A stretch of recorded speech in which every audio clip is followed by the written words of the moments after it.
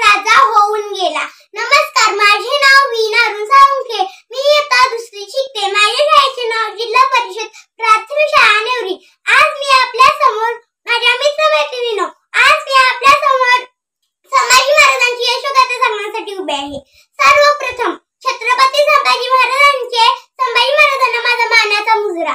छत्रपती संभाजी स्वराज्याचे दुसरे छत्रपती म्हणून ओळख असणाऱ्या संभाजी महाराजांचे संपूर्ण नाव छत्रपती संभाजी शिवाजी भोसले असे होते. त्यांचा जन्म किल्ले पुरंदर इथे 14 मे 1657 रोजी झाला. छत्रपती शिवाजी महाराज आणि सईबाई यांचे ते थोरले चिरंजीव होते.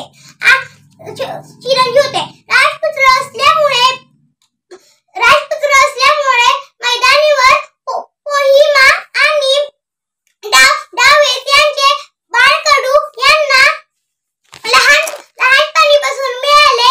1682 मध्ये संभाजी महाराजांच्या नेतृत्वाखाली मराठ्यांनी औरंगजेबाविरुद्ध तब्बंद 6 वर्षे हिमतीने लढा दिला.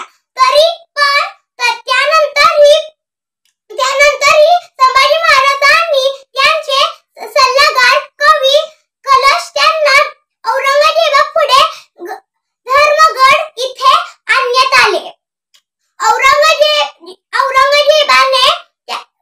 औरंगजेबाने संभाजी महाराजांना सर्व किल्ले त्यांच्या स्वाधीन करण्यास सांगितले, पण तरीही संभाजी महाराजांनी त्यांना स्पष्टपणे नकार दिला. मग संभाजी महाराजांनी तेव्हा औरंगजेबाने त्यांना ठार मारण्याची आदेश दिला. तरीही संभाजी महाराजांनी स्वराज्यनिष्ठा व धर्मनिष्ठा सोडली नाही. अखेर 11 मार्च 1689 रोजी भीमा आणि इंद्रायणी नदीच्या संगमावरील तुळापूर येथे त्यांचा हत्या करण्यात आली. ते सदैव प्रजेला मदत करणारे होते. प्रजेचे सर्वक्षण पालनपोषणाची जबाबदारी व काळजी घेणारे राजे होते.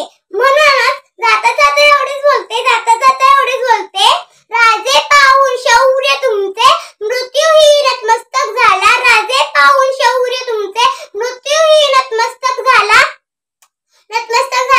स्वराज्याच्या मातीसाठी माझा शंभू अमर झाला. स्वराज्याच्या मातीसाठी माझा शंभू अमर झाला.